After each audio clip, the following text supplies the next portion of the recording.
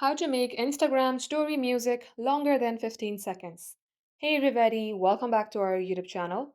Today in this video, you will learn if it's possible or not to add a music on your Instagram story longer than 15 seconds. Without any further delay, let us jump right into the process. Start by opening up your Instagram app and get logged into your account. So let's go ahead and add any photo or video to our story.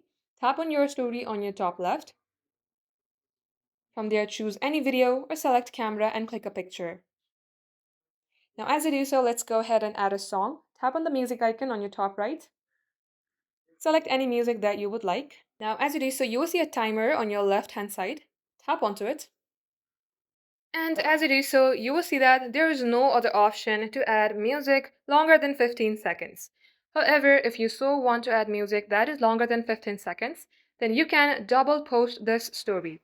Meaning you can add the same photo twice, and while adding music to the second photo, make sure that you start from the same point that your first music video was ended. And that is the only way you can add music longer than 15 seconds. Thank you for watching the video till the very end.